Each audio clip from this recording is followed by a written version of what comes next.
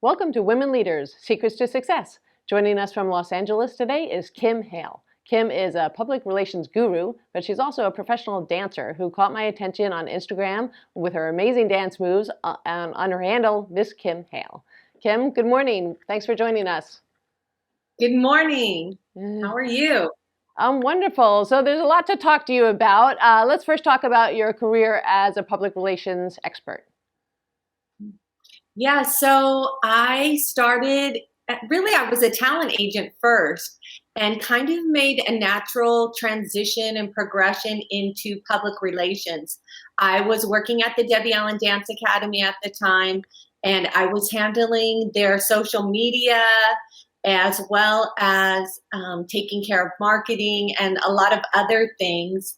And kind of had an opportunity and saw a window where I could transition possibly and explore public relations. So I asked Miss Allen, Debbie Allen, who's on Grey's Anatomy, if I could have an opportunity to try my hands at public relations with her hot chocolate nutcracker, which was having its 10th year celebration. And she agreed, and I did a great job, I must say, and fell in love with that aspect of the entertainment business and have kind of been moving forward since then.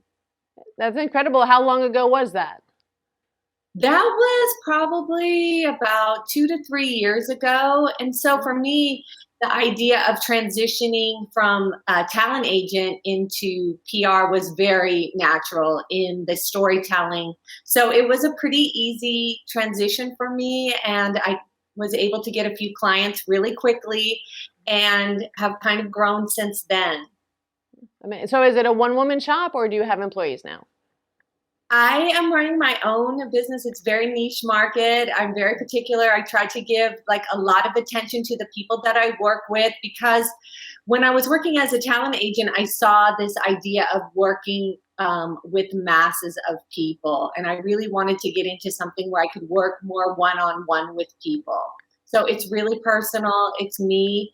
And I've had clients booked on everything from Access Hollywood, Good Morning America, you name it, a lot of different things. That's exciting. Is there a specific type of client that you specialize in? Yeah, I specialize really right now a lot in the entertainment industry, but I've also started to work in the mental health world. A friend of mine who I've known for many years, he's a mental health professional who focuses on the LGBT community and working with creatives. And we've had an amazing journey together as well and continue to grow and build. So I am expanding, but right now it's kind of, those are my niches right now at this moment. Okay, so let's talk about your dancing, because it's your dance moves that caught my attention. And I know that you hashtag over 50 and all that. Let's talk about your career as a dancer and how it moved to the Miss Kim Hale Instagram handle. So I've had that handle for a while, and it's taken me a second to kind of really just find where my voice can fit in. And during the coronavirus, I needed a moment to just find some joy within. And I started doing these short videos of me dancing. It started in my apartment, and now I go outside. And it was really for me just to give myself the challenge of moving my body every day and dancing and just experiencing joy within despite what was going on around me. And yes, I did have a career as a professional dancer. I continue to do that as well. And it's just been amazing, the response that I've received. I'm just shocked. And everyone from little kids to, adults doing my videos. It's so fun. I just love it. And it's just been a great gift to me, and tapping into just the idea that once you're over 50, hello, you're not dead yet. We're still alive. We're still vibrant. We're still in our bodies. And that has been a great joy and discovery for me. And it kind of coincided, I will say, that during coronavirus, COVID, I call it the Rona. That's why I'm tripping up on my words, because I always say that's what I say. That's So okay. it kind of coincided with me letting my hair go natural. So it was those two things, the dance videos and my letting my hair go natural, kind of went hand in hand, and just putting it out there that, hey, this is who I am. I'm still alive. I'm still vibrant, and I still have joy. Well, I think it's a fantastic message, and they do bring smiles to people's faces watching. You pick great music, and speaking as a woman over 50, I love it, and I love the message. Yes, we're still moving, so and still having fun. So let's Thank talk you so about. much. Yeah, absolutely. Why not? So, I mean, 50 is the new 30, right? It's so nothing stops. But so I saw on Instagram you were on the Ellen Show, or I don't know if it was for a client or for yourself. Can you tell us a little bit about that? No, I was on the Ellen Show. Actually, I actually auditioned for that when I was working as a talent agent. I think I was kind of moving out of that. My friend who owned the agency asked me if I wanted to audition for this little skit they were doing about dance and people trying the hot new trends, if you will, that the kids are doing today.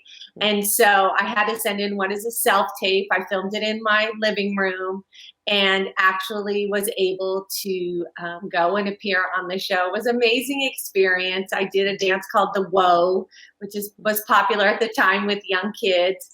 And it was just an amazing experience. And that kind of set the trajectory of these possibilities and living my life from a space of being open to possibilities. The coronavirus came soon after that, but it was a wonderful kickoff. 2020 was off to a good start, and then it kind of went downhill.